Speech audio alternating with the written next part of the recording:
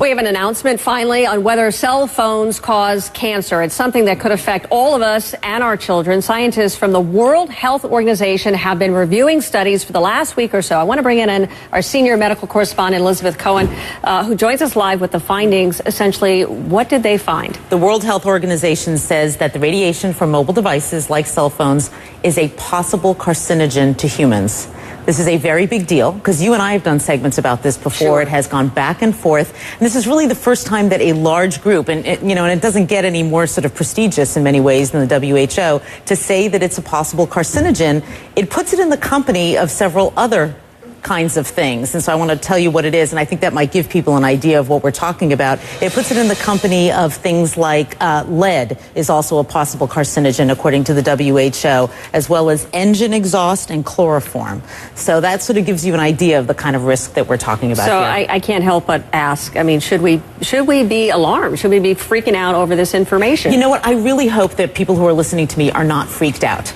For two reasons. One, they won't do the right thing, and we'll talk about what the right thing is in a minute. And two, they'll panic, and that's kind of silly because all these years we've been on cell phones and holding them to our heads, which is what we're talking about as being bad. That's done. You can't do anything about that. And if you're on the phone right now, you don't need to drop it. You know, it's not that kind of a carcinogen. It's a kind of a carcinogen, or allegedly, possibly, that would build up over time. One phone call, doctors tell me, is not going to give you cancer. So what should we be doing? With this new information, what on earth should we be doing now? We are so lucky that there is something that we can do, because a lot of medical problems we can't, but we're lucky that there is something, and I am holding it in my hands right now. You use a device to keep that phone away from your head. Okay, I'm going to make it very simple. This is what experts that I talk to don't want you to do. This radiation is very close to your head. The minute that you put one of these in, you can hold the phone at a distance. At this distance, that radiation is dissipating.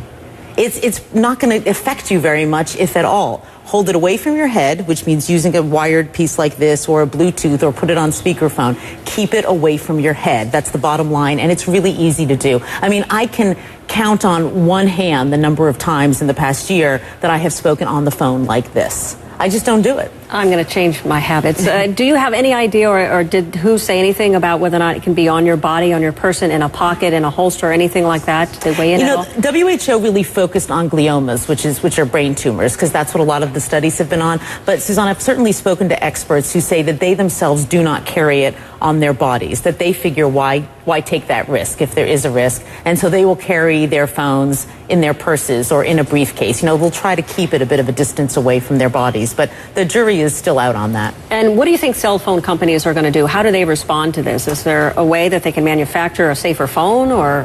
Right, we're seeking a response from the CTIA, which is the industry group, and I think what could happen is that people like the FCC, or other groups like that in other countries might say, this is important what the WHO is saying, and so maybe we ought to tell cell phone companies to make phones with lower radiation. You know, that's a possibility. They may say, tell cell phone companies, go back to the drawing board, come up with a phone that emits less radiation. So bottom line, for those who are watching and who've wondered about whether or not this causes cancer, right, it's all about keeping it away from your head. Right. The WHO says possibly. So experts I've talked to say, why in the world would you take the risk? Keep it away from your head by using some kind of an earpiece.